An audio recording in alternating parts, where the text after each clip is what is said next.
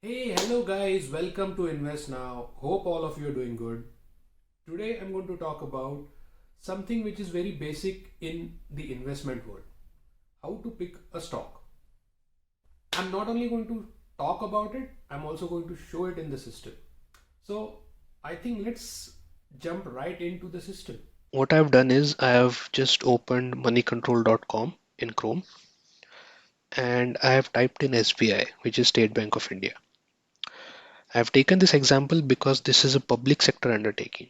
You can see the sector just below the stock, which is called banks dash public sector. So this is the very first thing that you are going to check in any stock. Which sector does it belong to? And is it a public sector or a private sector?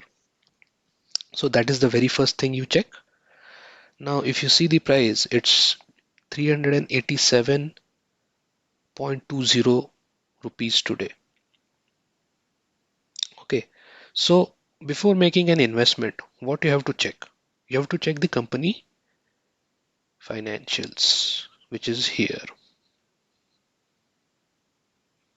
Let me close this ad. Right. So if you see for State Bank of India, the price was 387, but the book value is 263. What does that mean?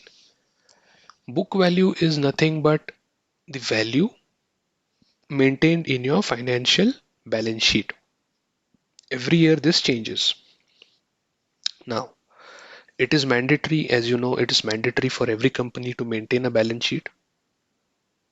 And in that calculation, you generally do assets and liabilities, right?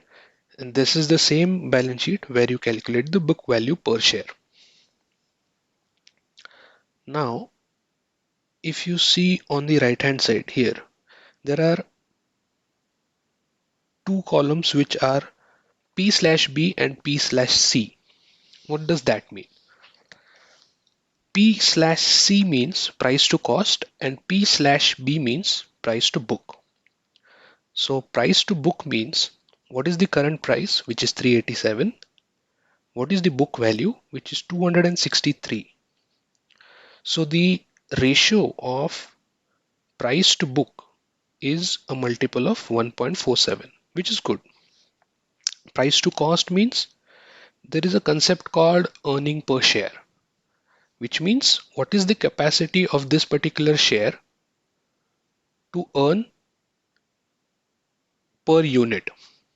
So if you see, SBI has earning per share of 25.98 and the sector PE is around 27.74. So that means across the sector, so this is across the banks, right? So across the sector, what is the PE ratio? The PE ratio is 27, where SBI has a SBI has a EPS of 25, which is okay. So if you see the price to cost, it is 12.87, which is under 20, which is still okay because this means that it is not overvalued, but it is not undervalued as well. It is kind of a stable value given to that share, right? So these are some things that you have to look at when you actually make some decisions whether to invest in the share or not. So this is the first glance information.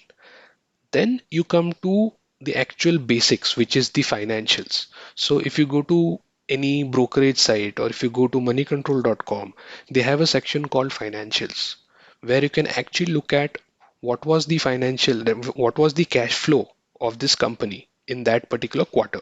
What was the profit made? Compare it with the last quarter's profit and so on. So then you understand that yes, this is kind of an investable share and I should go ahead and invest. Now, from a long-term perspective, I want to show you something very interesting. Let me open the chart from SBI. Okay, so here you can see a chart of State Bank of India, and this chart shows you on the x-axis, it shows you the time, and on the y-axis, it shows you the price. Now let's do 10 years. you will be able to see a lot of volatility here. Now, let's imagine you had 5 lakh rupees. You're an investor and you had 5 lakh rupees. And let's imagine somewhere around the lowest here. Yeah. So 30th December 2011, you started, you realize that you want to invest 5 lakh rupees in a public sector undertaking, biggest bank, which is SBI. So the price you can see here is 160, right? 160, 162. Around this is the price range for those 5-6 days. So let's take an example. Yeah. So 162, I am considering the price 162 rupees. So if I do a simple calculation, 5 lakh divided by 162. So that means I'll be able to buy 3086 shares of SBI. Now, I'm just going to slide to directly 2020 December, right? Around this price, not Jan, sorry. Yeah, December 250, 254. Okay. So remember, I had 3086 shares. So 3086 into 254, which is 7,83,800. So let's consider 7,84,000. So 7,84,000 minus your initial investment, which is 5 lakh.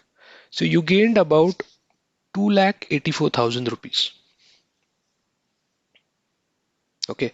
So 2,84,000 is basically 56% of growth that you achieved in 10 years. Now, this is the performance of a public sector. Let's compare it with a private sector bank, HDFC, one of the biggest banks in private sector.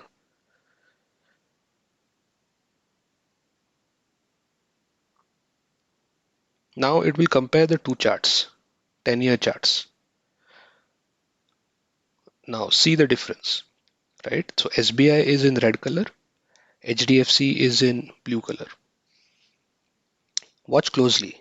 I'm going to choose the same date now, where the price was 160, right? Around 20 December. Yeah, this was the price. So you see 203 rupees HDFC, which is blue, and 162 that we just calculated. This is SBI. So by the same logic, let me do a calculation on HDFC. So 210, I'm just considering 210 cost divided by 210. So you can get around 2,380 shares at that price in the year 2000. Which year was it? 2010, right? Now I'm going to consider 2020 and not Jan, sorry. Yeah, 20 is here. So 1440 was the price of HDFC Bank, which is the blue color here, or 1370, you can say. So we had 2,380 shares into 1370, which is around 32 lakh 60,000 rupees.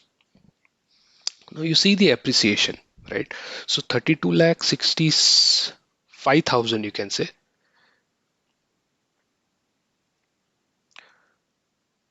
So 3265 minus 5 lakh.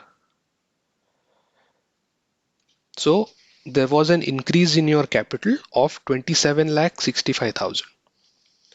So your capital grew almost 4 times. This is a simple calculation, right? If you see, the state bank share had always remained flat. There is no growth there. And HDFC, on the other hand, is shown a growth side to it. What I've done is we took an example of SBI and HDFC. So just to confirm our assumption, we are going to look at another relationship between a public sector and a private sector. So here, Reliance, as an example, it's an oil industry. I'm going to compare it with ONGC, oil and natural gas. Wow. So here Reliance is the red color, ONGC is your blue color. Same, nothing to understand here. You can visually see it. So if you had invested somewhere around December 2010 or any date, yeah, let's take the starting date. So if you had invested on 9th of March, exactly 1 year ago, right? Today you would have actually negative returns, but see, because if you see the line, it is touching zero. So that means the share 10 years ago was 180 rupees and today it's 115 rupees. So actually you have lost money if you had invested in ONGC. But the same thing, if you had invested in Reliance 10 years ago, the price was 492. Today the price is 2166. So the same concept applies. Now, why is this? Why is public sector not performing compared to the private sector? The simple reason for this is the government actually takes out money in the form of dividends from these companies. How does a company grow? Right? Company grows based on its cash reserves and the money that it brings in from the profits, and it utilizes the same money in the business to grow the company. Now, if somebody is siphoning out your cash outside the business, then obviously your company value or the company share itself is not going to grow. And that is the reason why you will see that all or most of the public sector companies are not good for a long term perspective. Whereas the private sector is one of the best sectors that you can invest in terms of long term perspective. All right, so this was some information about which sector to choose for long term, and it is pretty obvious that you have to choose private sector. In the recent, I will give you a recent example as well. Recently, there was an IPO, which is an initial public offering of Railtel. Railtel is basically the railways telecommunications. It has no challengers, right? It is one of its kind. So a sector and it has no competition. Still, the proceeds, so that means if you had subscribed to this IPO, the proceeds were going to go to the government and not to the company. This shows that for a long term perspective, it's always better to choose a private sector rather than a public sector. Obviously, if you're going to go for trading or short term investment, then definitely choose anything because public sector also has a lot of volatility. It gives you it gives you good returns as well. So yeah, that was it. Hey, hi guys. Thank you for watching. If you liked the video, do leave a like. Maybe comment, share with your friends, and do subscribe. Thanks. Cheers.